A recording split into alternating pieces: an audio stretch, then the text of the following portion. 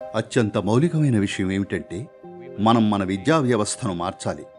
మన విద్యను పునర్నిర్మించాలి. ఇది ప్రభుత్వం చేత అకస్మాత్తుగా సాధ్యమయ్యే పని కాదు. ఎందుకంటే ప్రభుత్వం ఒక పెద్ద వ్యవస్థ. దాన్ని అమాంతం మార్చలేం. కాబట్టి ఇది చాలా ముఖ్యం. భారతీయులు భారతదేశాన్ని నిర్మించుకోవాలి. కేవలం ఎన్నికైన ప్రతినిధులే కాదు. విశ్వవిద్యాలయాలు నిర్మించడానికి స్వేచ్ఛనిస్తే హార్వర్డ్, కేంబ్రిడ్జ్ అంటూ ఇక్కడ అక్కడ పరుగులు పెట్టే వాళ్ళందరూ భారతదేశంలోనే ఉంటారు. ఇది చాలా ముఖ్యం.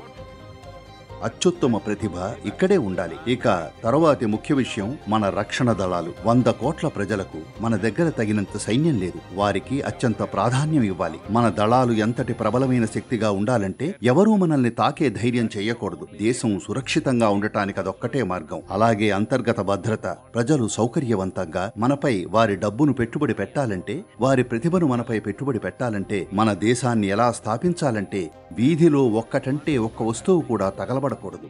ఎవరైనా దేశ ఆస్తిని ధ్వంసం చేసి ప్రజల జీవితాలకు ఆటంకం కలిగిస్తే వారికి కఠిన శిక్ష ఉండాలి. రేపటి అభివృద్ధిలో సాంకేతికత ఒక ముఖ్యమైన భాగం. సాంకేతిక పెట్టుబడులు జరగాలి.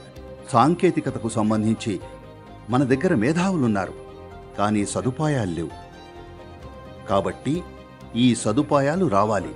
విశాఖపట్నంలో చాలా పెద్ద సామర్థ్యంతో ఒక డేటా సెంటర్ రాబోతోందని వినడం చాలా సంతోషంగా ఉంది. ప్రజలకు ఆహారం, పోషణ 100% భారతదేశంలోనే ఉత్పత్తి అవ్వాలి. ఏం జరిగినా జాతీయ శ్రేయస్సుకు ఆటంకం కలగని విధంగా కొన్ని కీలకమైన రంగాల్లో జాగ్రత్త వహిస్తే మిగిలిన వాటికి మనం ప్రపంచంతో భాగస్వామ్యం కావాలి. ఎందుకంటే ఎవరూ ఒంటరిగా ఎదగలేరు.